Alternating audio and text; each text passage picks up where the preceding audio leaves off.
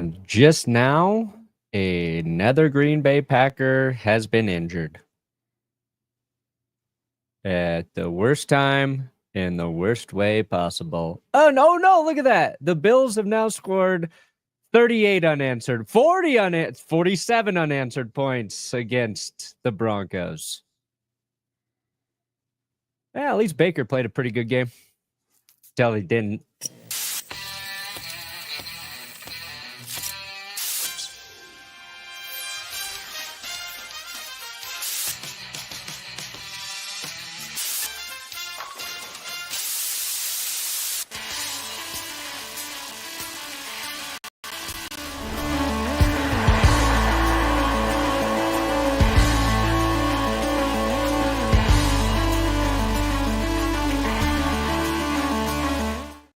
Oh, baby.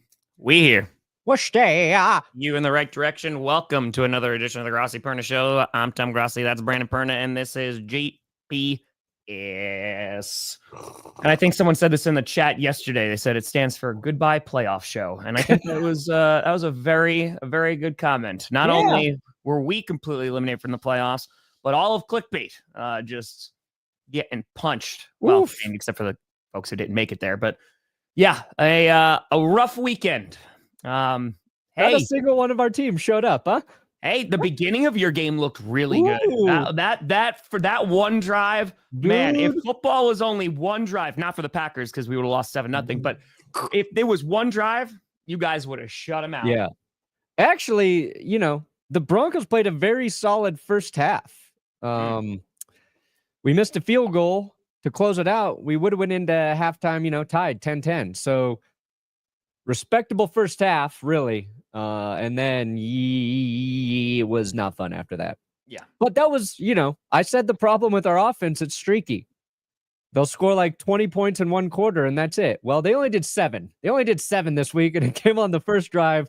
And it was the most unlikely touchdown by them. A bomb to Troy Franklin that was not dropped. It was not overthrown, overthrown. It was a touchdown. And I thought things are changing. Yep. Turns out if we give Troy Franklin a touchdown, nothing else works. So pick your poison.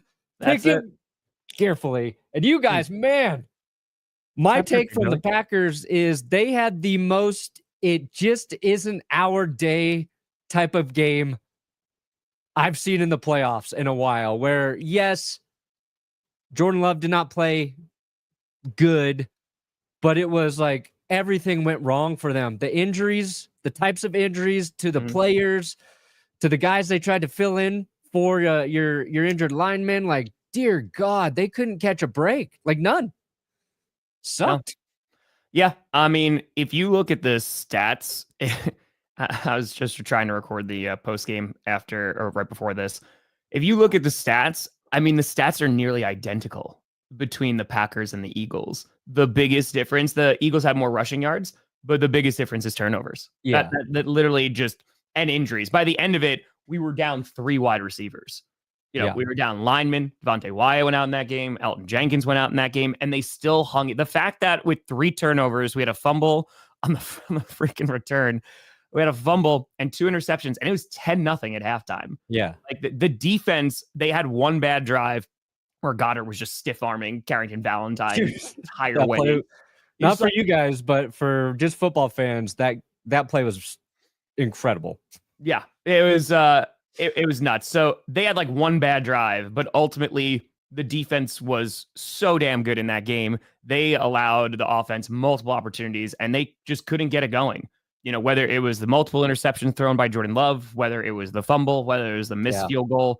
Yeah, there was just a lack of consistency, unfortunately. And by the end of that game, man, it was frustrating. And even if the Packers wind up winning that game, good God, we're limping into Detroit. Yeah. Which doesn't make me feel any better. The Packers lost 7 games this season, and 6 of them were to the same team twice. We got swept by the Vikings, we got swept by the Lions, and we got swept by the Eagles. So, hey, at least you're consistent. At least we're consistent. Yeah, and I mean, like, that's obviously one of the things you wanted to get better at, because the Packers regressed within the division. Jordan Love regressed from last season, but help. So did CJ Stroud. I mean, it's a matter of you don't throw it all at Jordan Love's feet, but he has to play better. LaFleur has to coach better. You potentially look at a change maybe at offensive coordinator. But Halfley coming in, the free agents that we got, and McKinney and Josh Jacobs played his ass off yesterday.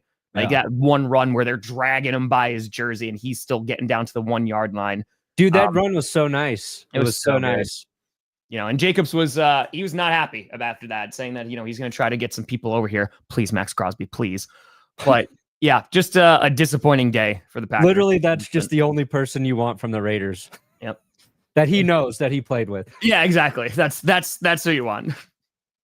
But yeah, man, it was a tough game. It was definitely a tough game, and it's just frustrating because they weren't blown out. They were in that game for such a long time, and yeah, I mean, again, you got to give credit to the Eagles too because they have the number 1 passing defense, right? But there was opportunities there, and unfortunately, self-inflicted mistakes and turnovers, wind up costing them the game against a good team. So yeah, stuff. Yeah. Jordan Love, just it was not his day. The first pick by Darius Slay, I was just rewatching it this morning, and Slay's in perfect coverage. So first of all, the coverage is great. I'm not sure why Love's throwing there when Slay is just blanketing. I think it was Wicks.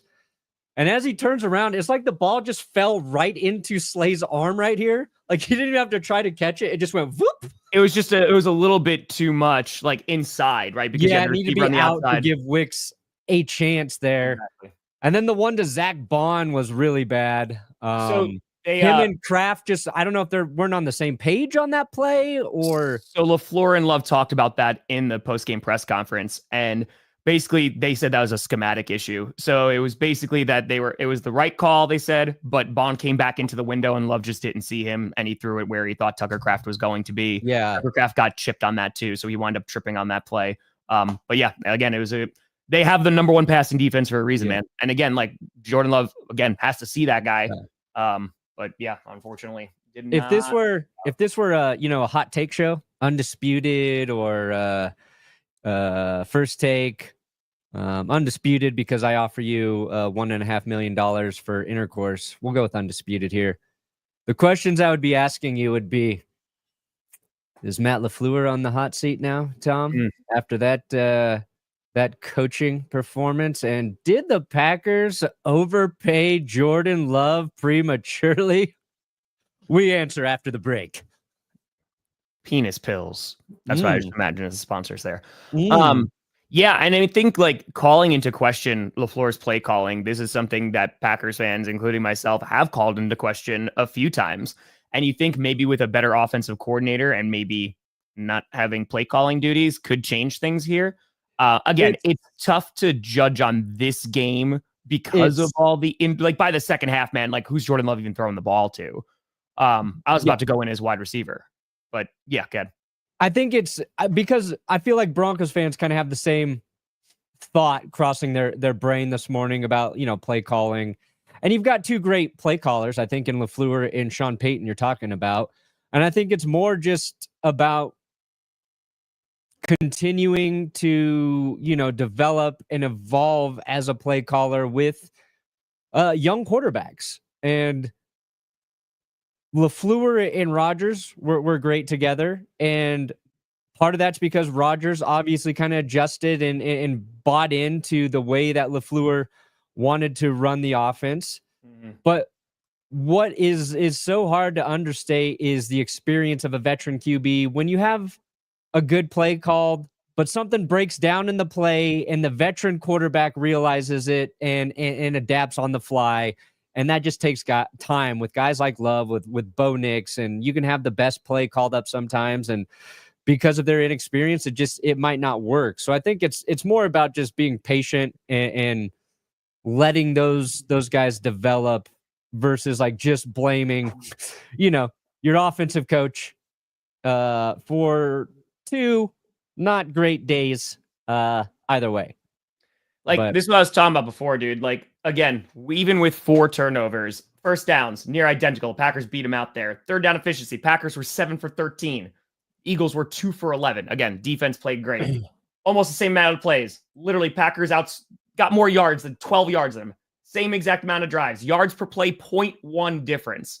Like this here, 169 to 107 rushing yards. That's like a big difference.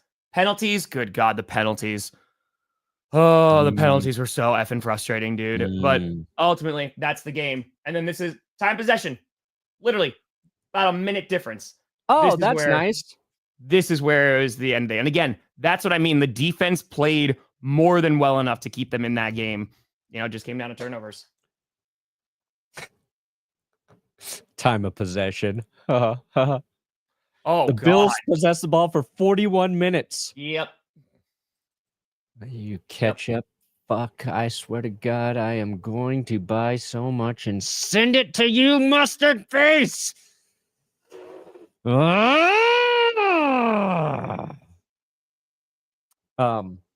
blink. If you're a blinker, cut your eyelids off. My take too was like, there's a couple nice runs by Saquon Barkley, but I was like, the Packers did a pretty good job against Saquon Barkley. He just had 119 rushing yards. Honestly, yeah. It was just 119. Like, that's how good Saquon is. Yeah. If 119 is kind of like a underachieving day at the office. So, it is what it is. And now Vic Fangio has advanced further in the playoffs than Russell Wilson and the Broncos. My past continues to haunt me. Yeah. I mean, talk about the Broncos game, man. That first drive, I was like, oh, are we going to have a shootout? I was like, because even if that case, I was like, damn, like you got to be incredibly happy as a Broncos fan. Like, all right, they're moving it against this defense. And then we were just waiting for those points. We're like, okay. And like you said, the first half, they're still in it. Like they're still battling. And then, we can't run the ball. You mentioned Denver couldn't run the ball. No, they can't. They tried to. That's one thing. Sean Payton. We've been asking him to run the ball more, and then in the game where you kind of don't want to run the ball, when we didn't have enough plays to really be fair, but it was just like Bo Nix led the team with 43 rushing yards, right? Javonte Williams, 7 carries. We activated Tyler Bidet. He gets just two carries in this game.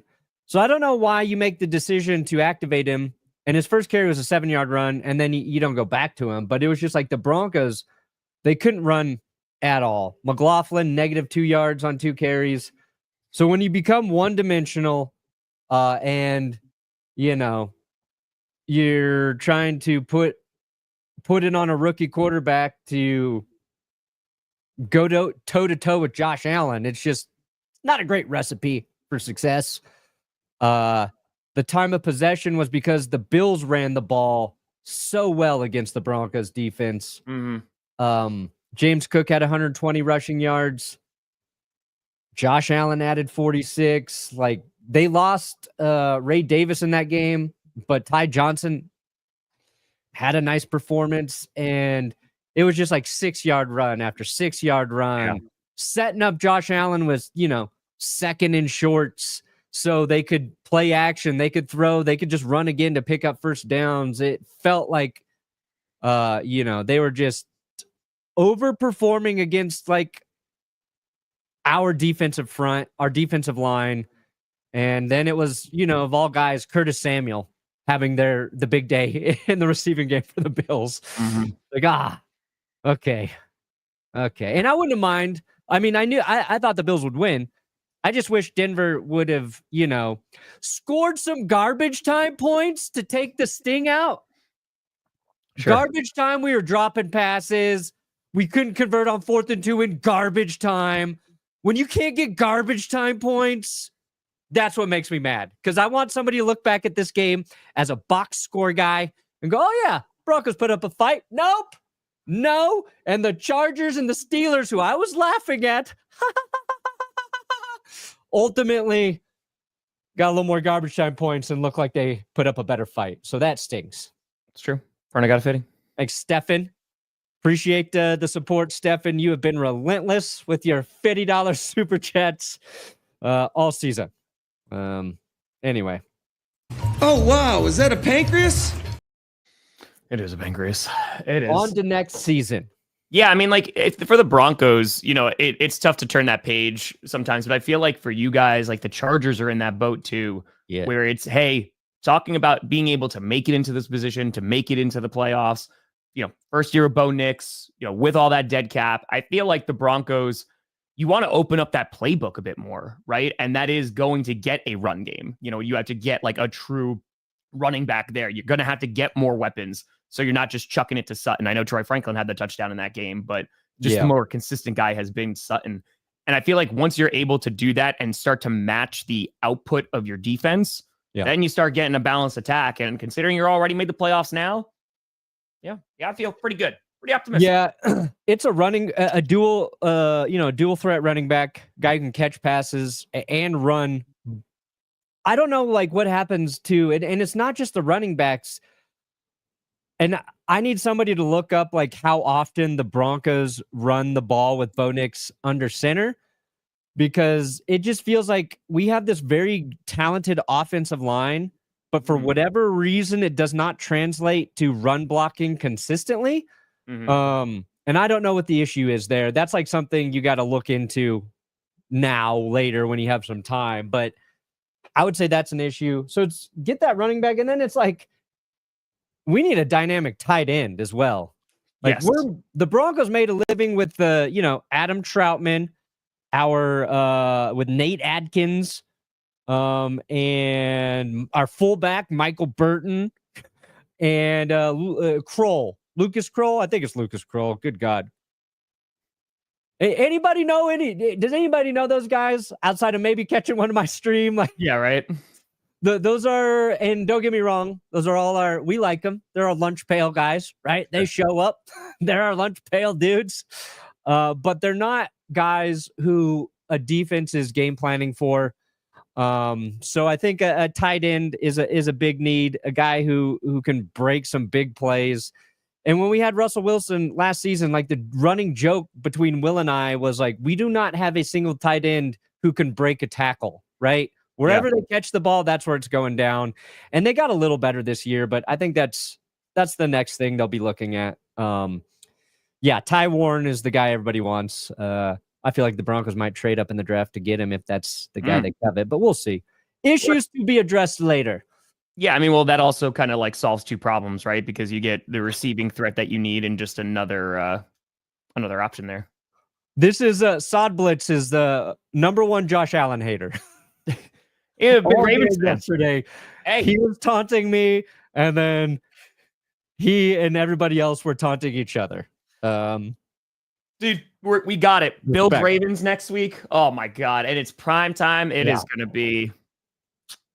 That's good. We're going to get some good football out of it.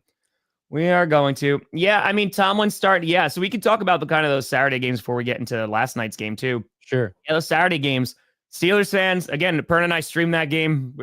Understand completely. It does seem like there is a little bit more talk that's going on, and it's not just like a vocal minority, and it's starting to reach a little bit further about Tomlin. And you know what? And again, I'm still the same standpoint where I was Saturday night. I think Mike Tomlin is a good coach. I think he is a very, very good coach. It might be one of those situations where, hey, it's just time to get out of Pittsburgh, right? Yeah. Like Andy Reid, great coach in Philadelphia. It was just time to go, right? Look what he's done in KC. It might just be change of scenery. Like Andy Reid's a good comp, except, he was winning in the playoffs. He just couldn't win the championship game. Well, that's what's frustrating too, right? Because 6 straight playoff losses. Yeah. And like my perspective is, and this is just why I'm thinking this, is that you are dragging a roster that at times has been terrible to pretty good with no quarterbacks, and again, like you got Big Ben, of course, he won a Super Bowl ring with him, but with Big Ben and his older age, and then you got Kenny Pickett out there, you got Russell Wilson or Justin Fields. I just, sometimes it's the roster as well. But dude, you see that George Pickens post-game press conference? Yeah. You optimistic? Nah. So I imagine he might be getting traded in the offseason. It might be. Yeah. I think the best word to describe the Tomlin situation is stale. It just feels that's stale. That's a good. Yep. For Steelers fans. And I think you and we're on the same page. We're like, Pittsburgh, you'd be crazy to let him go. I've been down the road of trying to find your next head coach, and that process is not fun. But also, there is a point too where a good owner, GM situation realizes when it's time to move on and make a change, even if the first part of that change is going to suck. So, it maybe that's what's needed. Yeah. And we'll see if that change is one made, and then two, where Steelers fans are at in 3 years if it's not rectified. Yeah. Because you start going, oh God, we should have never gotten rid of Tomlin. Yeah. We're 5-10 because they say like being mediocre's the worst spot to be in. Being like a 4-5 win team where you're picking at like 8 to 12, or the Broncos actually were, where you're a bad football team, but you're not even bad enough to be the worst. Yeah. At least the Steelers are getting to the playoffs. Like, there is a tier below this, guys. That's not fun. There is. And again, like, from a Steelers fan perspective, I completely understand. Like, it is frustrating to not win a freaking playoff game in 6 years. I get it. Like, being 0-6 in their last playoff game. Yeah, sucks. I understand. Oh, winning record and like Mike Tomlin's so good, but it's not resulting anything, especially in Pittsburgh where the standard and expectations are insanely high, right? I understand all of that. And again, maybe it is just got to move on, got to suck for a while. The only thing is, sucking does not guarantee that you're going to go and get your guy. And sucking, what happens when you suck and you go get your guy, but then your head coach sucks? These are all other possibilities. But at the same time, it just might be time for them to have an amicable breakup and say, hey, we need to see other people. Maybe. Here's the other thing, like, I don't think it gets discussed or criticized with the Steelers. Okay, I think like they have not done a good job at finding like the next good offensive coordinator, right? Like bringing in Arthur Smith. Had Matt Canada forever. Yeah, they have missed on finding somebody who's actually a dynamic play caller who gets the most out of the offense, right? And again, that's hard to do without a quarterback. But before you put it all on Tomlin, it's like, okay, I think identifying those two positions, your DC and your OC, when your head coach is actually like a head coach who's not an offensive play caller, you got to find that. And the Steelers have not done a good job there. This last offseason was probably the season to try and find that. Sure. And I don't mind like Arthur Smith getting a second chance. I'm not trying to like just shit on him for no reason, but got to find your Ben Johnson or year before Bobby Slowick or, whoever you want it to be. But who knows? Fortune with a penny for the kitty. What are you two legends hopeful for? Dude, I am so hopeful for this defense. And I think that there's a lot of doom and gloom, obviously. But the defense got significantly better under Jeff Hafley. Like, significantly, they were the 28th. They were ranked 28th in rushing defense. They were 7th this year. All right. They were 9th last year and pass. They were 13th this year. So a little bit down, but holy crap, man. I mean, with barely any pass rush, right? With injuries in our secondary, with Cooper either not being in for a good chunk or then Quay being out as well. Like, I'm excited for what that can look like. And the Packers have $62 million in cap. So their free agents or their expected free agents, there's not a ton of guys on those lists that I probably wind up re-signing. But you look at the list of needs the Packers have, you look at corners, you look at pass rushers, and you look at wide receivers, potentially O-line. We're going to see depending on how that shakes out. But those are all fixable. The Packers have the cap to go out and get those guys. And so that's what I'm super excited about in this offseason. I'm not ready to turn the page just yet because still lingering and got to do the post game and all that great stuff. But yeah, I think there's a lot to be excited about. And I think in terms of expectations, last season there weren't any. Last season, we had no idea what we had in Jordan Love. Yeah. And they were able to get the 7 seed. They played well at the end. They finished 9-8. They go and beat the Cowboys. They nearly beat the 49ers. And then you come back and it's like, okay, now there's expectations. They go out and get 2 free agents and Xavier McKinney and Josh Jacobs. They nailed both of those picks. Nailed both of them, right? Or those acquisitions, I should say. And so now, what can we do? Can we go and get a premium edge rusher like a Myles Garrett, like a Max Crosby if they're available, right? Maybe. Could we go get another wide receiver? There's guys available. I know T. Higgins is that name's, but there's going to be a lot of people in the market for T. Higgins, including the Cincinnati Bengals. Right. Yeah. There's going to be options that you have. Not just Broncos. Yeah. And the expendable money to do so. So that's what I'm excited about. I'm excited just to see, I think Bo Nix can play better. I think he can be a good chunk better at football. And Sean Payton's offense is a very difficult one to learn and to digest. And once he gets truly comfortable with that, I'm excited to see Bo continue to develop, because if he doesn't, then I'm going to start to worry, right? Sure. Also, this is really important. We won't have the biggest dead cap hit in NFL history next season. Just $33 million in dead cap hit. What can this team do with $33 million in dead cap hit? Don't know. The sky's the limit. So we'll be able to, be a little more aggressive in free agency. Broncos have a handful of their own players they need to extend and make decisions on. But we were where the Packers were last season. We did not have expectations. We overperformed, not the same way that the Packers did last year, but we got to the playoffs. That's why, getting the shit kicked out of us by the Bills was probably the least hurtful playoff loss I've had to watch. Now if we lose next year, then it's going to suck because we'll have expectations. And then you're like, okay, they didn't deliver.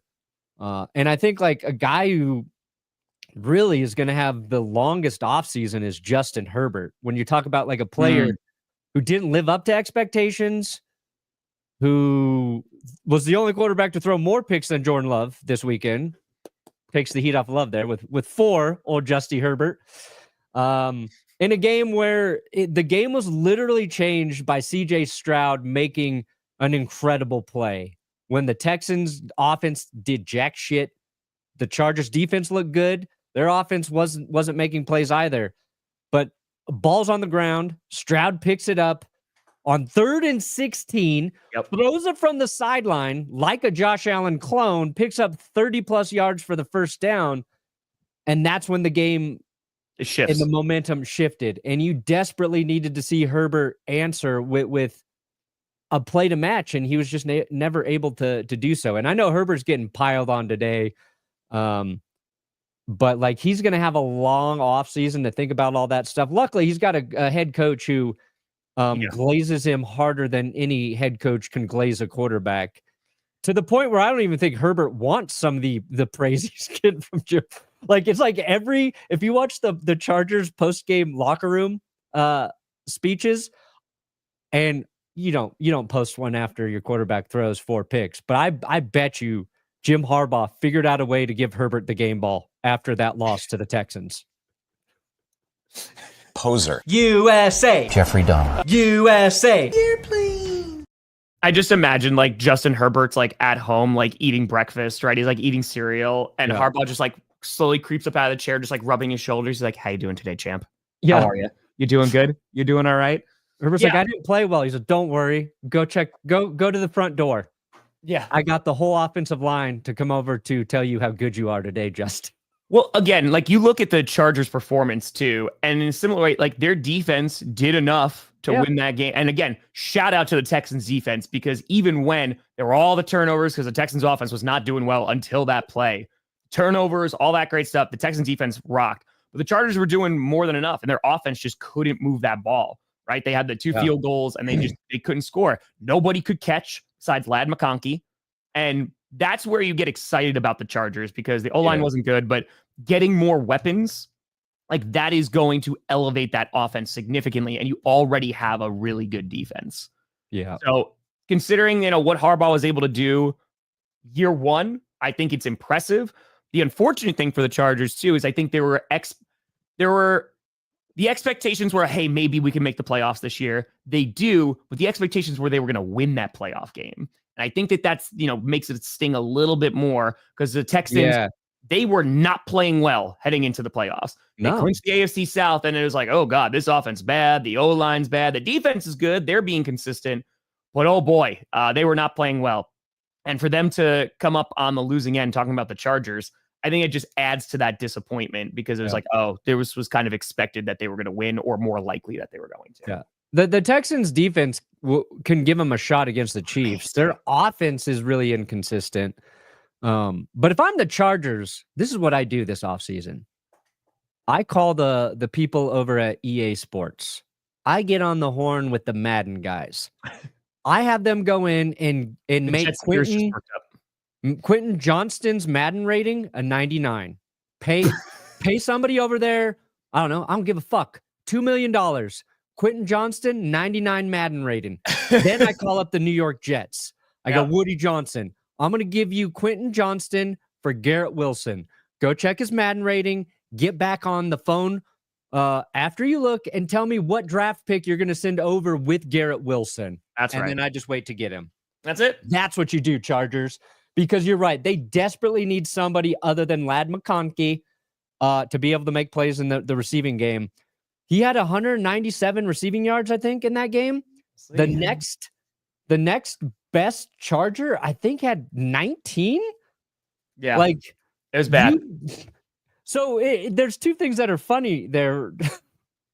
One is, Will Dissly, 2 receptions for 16 yards. Will Dissly had a terrible drop, and he gave one of the balls directly to the Texans on one of those Herbert picks. But the Texans, they needed to cover one guy, and they've got the corners to do it, but they still couldn't figure out Ladd McConkey. So that should just show you like how good he's actually been this season. Yeah, they need somebody else. Quentin Johnston wasn't the dude. He dropped a pass, I believe, in this game. So that's what the Chargers need. And Herbert's got to be more clutch. Oh yeah, TJ Watt. Yeah, Watt's been playing through a high ankle sprain. Is that what it is? He's had some injury. Then his elbow got jacked up. And I'm not using that as an excuse, but he hasn't been effective for like 3 straight games now. But he did record 0 stats. That is accurate. Yeah. Yeah. Well, I mean, Kevin, I think it also depends on where I think Herbert's getting crapped on today, Kevin. I think he's getting crapped on. And yesterday. Yeah. I think also just the narratives around Herbert and Tua and then that whole thing of like that. I can't tell you how little I care for that. Like, I don't care. And again, I've watched Justin Herbert play now for a while, and I think he is a good quarterback. I want to see him with weapons, see him with an actual head coach, which he now has, and see what we got. And like you said, if they get those weapons and in 2 seasons, he's still not performing, then we have a different conversation. Right. But as of right now, he had a rough playoff game, man. The offensive line, you can look at that. You look at receivers dropping the ball, but you also have to blame Justin Herbert too. And he's got to play better. And Yankees, God, it depends. Are you a Super Bowl ready team right now? Then you maybe go Tyreek. If you're an ascending team and you want to take a shot, you go Pickens. I imagine he's going to be a little bit cheaper. And Herbert, I mean, this is his second bad playoff game. So yeah. In the first one, he couldn't lead a single drive when the Jags made their comeback. So yeah, very fair, very, very fair. So who knows there? And then last night, Commanders. That was a good game. That was a fun game. It was the best game of the weekend. Yeah, it was the best. And I mean, oh man, that fumble, that's gonna haunt him. Because the Commanders were going for it on 4th down. I think they went 5 times last night. I think they were 3 for 5. And it wound up working out. But that last time they went for it and they didn't get it. And it was like, oh man, the Buccaneers, they can put this game away with a long sustained drive. And dude, that fumble killed him. Yeah. Well, there was that. It was the fumble where it was like the weird snap and then handoff attempt by Baker. Derek. That was his second lost fumble, and I think they said he's fumbled it 13 times this season. So, luckily they've been able to recover a handful of those. But the Bucs got away with a pretty blatant pass interference on the fourth down try into the end zone that gave him the ball back there. So I kind of chalked that up as to a ball don't lie scenario for the Buccaneers. The Commanders score a touchdown, take the lead, and then Tampa's driving. They drive down the field. Bucky Irving rips off 9 yards on first down. Great tackle by Kamari Lassiter to not give up the first down. So they have 2nd and 1. And then they get stuffed. And then they're on 3rd and inches. And the play gets blown up. So they settle for a field goal there to tie it up. So that's 2 key opportunities Tampa couldn't capitalize on, which sets up Jayden Daniels for another game-finishing drive. And he's done so many things well as a rookie quarterback, but being just clutch is probably one of the things that stands out the most to me. Like, he has got poise. Sure. He's led the game-winning drives, the game-sealing drives. He had the miracle Hail Mary thing too, but like, dude's good. Dude is very good. And now they go to Detroit, where I don't have hope for them, but like, they're playing with all the house money, man. Like, all of it. Do you have a P.O. box, Perna? He does. You do, right? Oh, yeah. It's in the description of any of my regular videos, Billy. And Dan Quinn. I'm all about the Dan Quinn redemption arc. Great season from Quinn. I saw somebody just trying to shit on Tomlin was like, since Tomlin last won a playoff game, Dan Quinn has taken the Falcons to the Super Bowl, lost the Super Bowl, been fired by the Falcons, spent 3 years with the Cowboys, hired by the Commanders, and won a playoff game with the Commanders. I'm like, oh man, there's a lot of effort in that troll job, and it is true. I mean, I had it in the reaction last night. Like, Cliff Kingsbury, Cardinals fans just wait, and they're like, just wait for the implosion. And listen, at some point it might happen, but you have to give all the credit to the Commanders. First year head coach, rookie quarterback, playing with house money in a division where the Eagles were the 2 seed. You know, the Giants were the Giants, and the Cowboys, they didn't do anything. But dude, the Commanders, to have the season, they won a playoff game. It feels like almost like the Packers last year, right? It was just like, all right, you don't know what you got. And now, like, they won.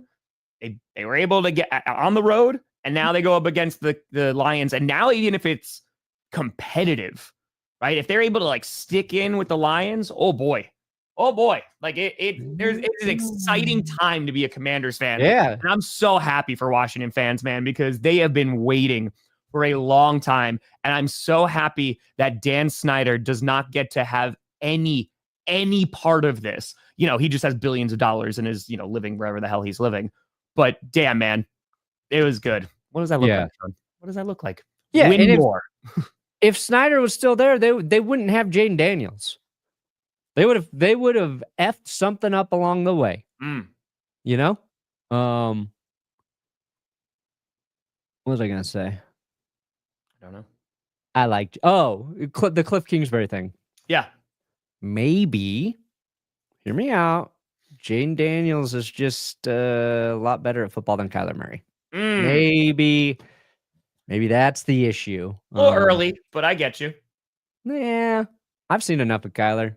No, I meant just for Jayden. Like, we got. Sure. Like, we got to see that. Like, small. C.J. Stroud and Jordan Love. I was like, damn, I've never felt so good about 2 guys after their first season of football. Like, these guys are going to tear it up next year. I'm not scared of a sophomore slump. I ain't scared of shit. So yeah, I'll pause. I'll put the brakes on Jayden. That is fair. But I think, like, you know, Washington's in a spot too where like nobody was really excited about their roster heading into this season. So especially that defense. Oh my God, that defense. They overperformed. They looked a lot better. Yeah. Bobby Wagyu recovered that Baker fumble. Mm-hmm. Wagyu got him. And then like Jayden Daniels was 3rd and 1 late in that game on that final drive. It was 3rd and 1. They had him dead to rights for a loss. And somehow he escapes, picks up the first down. They close out the game. And they doinked it in to win, too, Tom. We didn't even get to the sexy part. Doinked it in. You want to test Washington's freaking heart health? It's doink it. You know what, too? I was thinking this while I was watching it because the kneel down, they lost like 5 or 6 yards on that. Because like Daniels was like trying to center it up. Yeah. And I was like, dude, if they miss this by like that much and it doinks off the right upright, I was like, oh man, if we go into overtime because of that and they lose that game, that is going to be brutal. Brutal. Yeah, that would have been the worst way for them to go out. McManus missed an early one for you guys. I know. Lutz gonged one for us. Oh, yeah. Yeah. You happy now, Brandon? You happy for your season-long curse BS that you did at the beginning and literally like all my players died yesterday? Are you content now with, see it? Screw you. That might have actually been the most powerful curse of the year, honestly. No, eat my ass. Absolutely not. You are dead to me.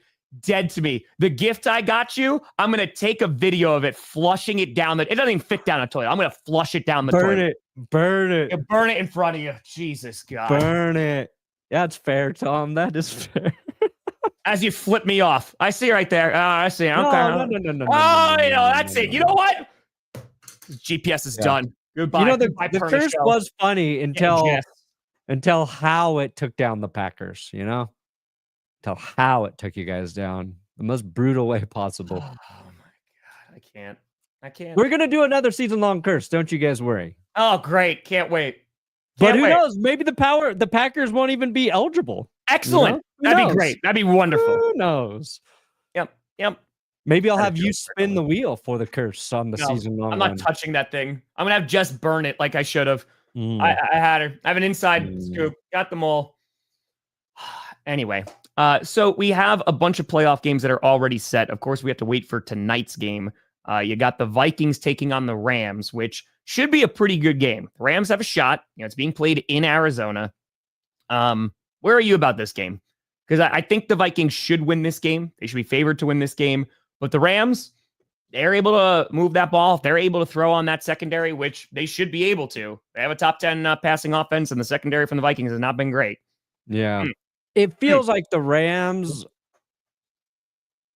I don't think they're the better team. They have the potential.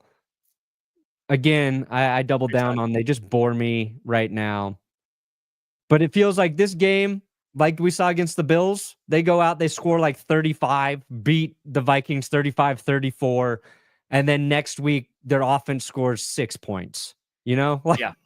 I feel like if the Rams win, they're just setting us up for a stinker the following week. Sure. Versus if the Vikings win, it should be a better game. The Vikings have played good games all season. Did not play a good game their final outing. They went against Detroit, so that is an issue. And then whoever wins gets the Eagles, right? Yeah, which the Eagles, I mean, listen, they looked beatable yesterday. Sure. They did. You know, the Vikings, they have a history of struggling. It's funny because like there were some Vikings fans that were in the chat yesterday, and besides, of course, throwing gasoline on the fire. That was the Packers funeral bonfire. Pyre, I should say. They're like, I'm a little worried about Sam Darnold because heading into that Sunday Night Football game, it is, let's get that 1 seed. We're going to go. Oh, no. And so now they're in an interesting crossroads because if they win tonight, they're going to Philadelphia. It's going to be, I think the winners of this weekend are the Lions, because to get the Commanders, I think that's a very favorable matchup for the Lions. So that, and then they're either going to wind up playing the Rams, who they can beat, the Vikings, who they have beaten twice, and the Eagles. I think that's the best, that'll be the best NFC Championship game potential. So, but they might be set up. And if the Eagles somehow get bounced by either the Rams or the Vikings, dude, Lions could be walking into the Super Bowl. Well, what are we laughing at? Well, I'm I just remembered one of my favorite. Seen it before against the Raiders. One of my favorite people ever. I kind of want to see Vikings Eagles because remember this guy? Sure.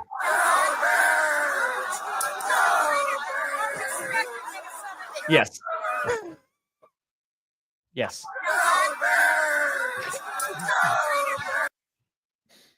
I totally forgot about that guy. Just getting into that poor Viking woman's face. Galbirds! Galbirds! Like the most annoying fan you could ever come across. I want to see the Vikings get their redemption shot just for that guy. Yep. There you go. There you go. Oh my That's God. Fair. That's the real matchup. Yeah. Which is it, the poser? Didn't I just this one, right? I got you, Vorcha. Poser. USA. Jeffrey Dahmer. USA. Airplane. Perna, get in the fitty. Whoa. I gotcha. Yeah, man. Did that video play?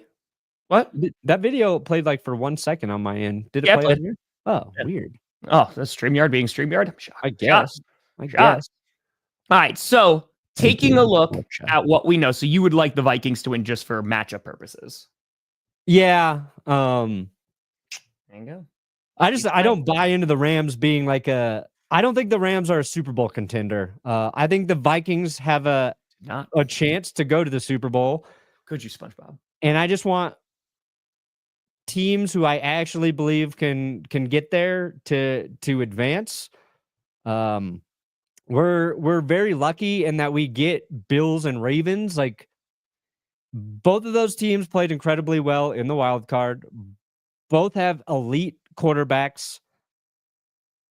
The Bills just showed they can eliminate a run game. Now, it was against the Broncos. That's not super impressive, but like that's a confidence builder going against the Ravens, who like it feels like everything's kind of set up by the run right now.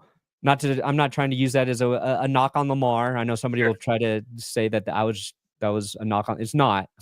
they're so good at running the football, but that'll be fun. So yeah, I want the Vikings to advance because I don't think the Rams can go all the way. I don't think the Texans can, but I think maybe they can give the Chiefs a run for their money. The Commanders have been fun. They're going, against Detroit. I don't think it's gonna shake out there. So yeah, I want the Vikings to do it. Because those teams we're not going to be talking about on Friday when we're previewing the divisional round. We still got to talk about them. Yeah, we got plenty. They're still here. They're going to be here. There's 2 more episodes to go. This week alone. That's why. Also, this is. There you go, guys. I'm gonna need your guys' help. A lot of schedule problems next year. There's going to be some hardship out there. All right. So before the game yesterday, Pat Surtain went into the crowd. Tom gave a Broncos fan a football. Yeah, and they took it away, but then they gave it back to him, right? No, that was a different week. He went in, he gave a Bronco fan the football, and I watched the clip, and there's a Bills fan right there, like, videoing it. And he just like looks at Pat Surtain, he goes, "Yo, that's pretty fucking cool." And so I was like, oh, I just like quoted that guy saying it, tweeted it. That tweet has like 87,000 likes right now. And it was blowing up. Like, I did not think that tweet would blow up. Yeah. But it blew up so much that the ESPN Twitter account DM'd me. They said, "Hello, it's ESPN. Do you own this video? Can we get permission to..." Gotten those once or twice, yeah. Post it. Take down that super real quick. So I, of course, said, I just tweeted it, but you can follow me and make my day. They didn't answer. I was like, okay, so now maybe I can use this for a video. Seriously, this would be really smart for you. A smart move for you. And they still have not followed me, Tom. And I said in my video, if the Broncos recap got 10,000 likes, I would follow this up with a third direct message to ESPN. We've hit those likes. I need you guys to help me craft a tweet DM response to get them to follow me back or to continue to ignore me. Oh man.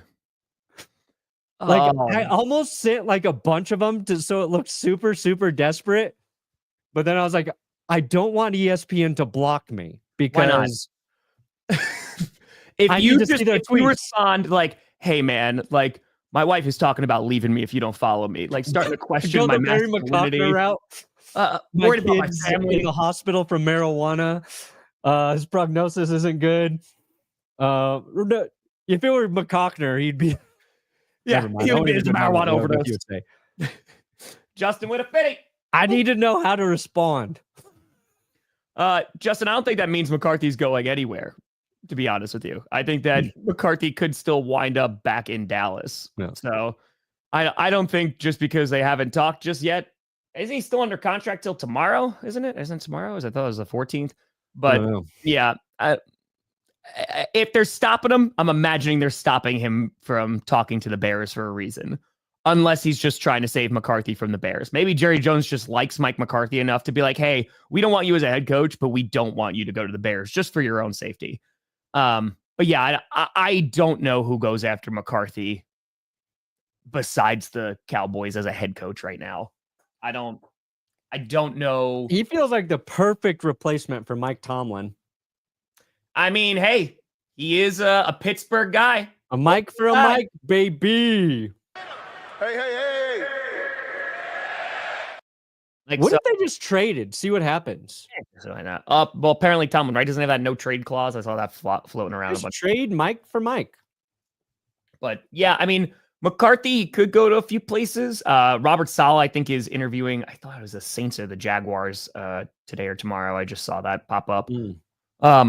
Yeah, I mean, McCarthy in Jacksonville would be interesting, but I don't know if we were taking. I'm not sure about that. I mean, and the only reason I say that is because you're keeping Trent Baalke, so you're already handcuffing yourself, and you're like, all right, like I don't think Mike is an awful coach, so. No, he seems like a guy you want to play for. Matt, I mean, they I don't know. Their defense, there's a few reasons why I don't think that they've been the very, very best, but yeah, I don't know if firing the DC is your answer there.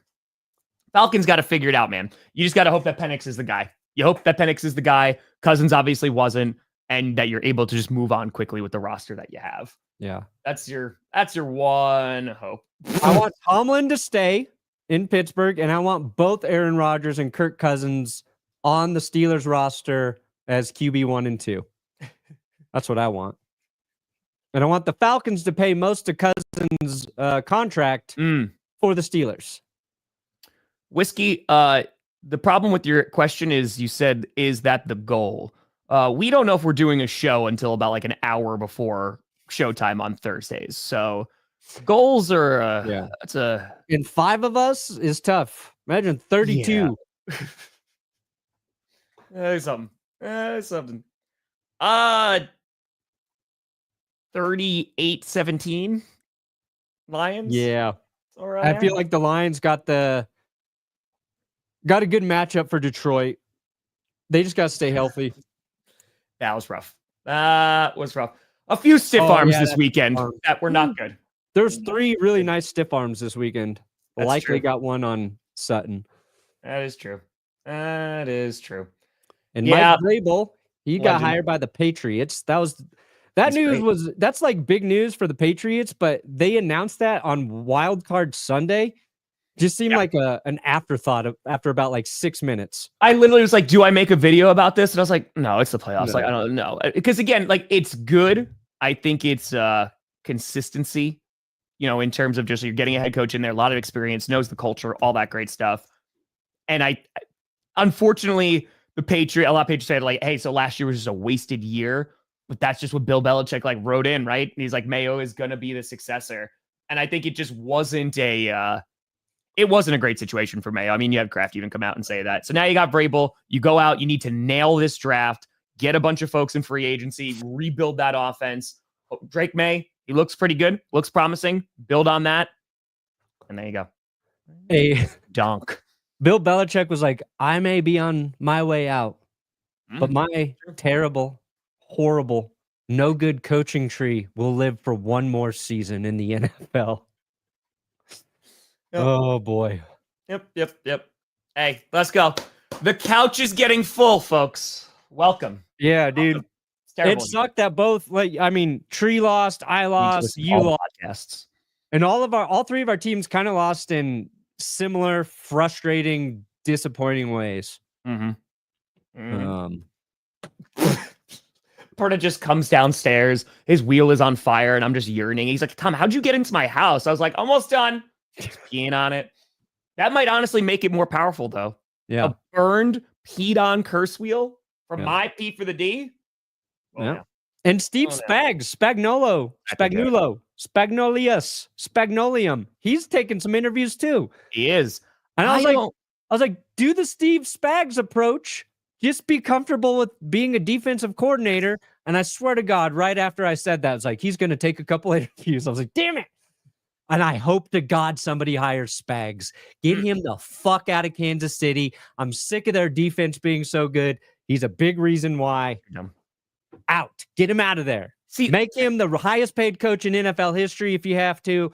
Jets, do it. Jags, you won't pay for it. Steelers, bring in Spags. Somebody, please get that man out of here. Oh, there you go.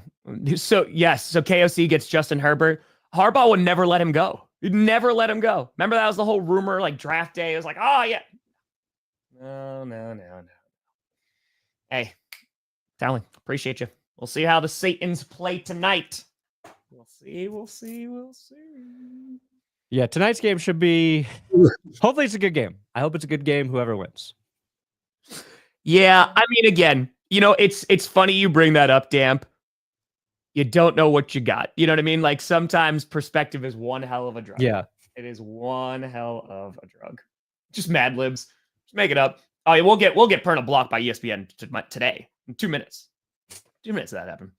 It's my dream. Please. Oh my God, you do a video response. You just.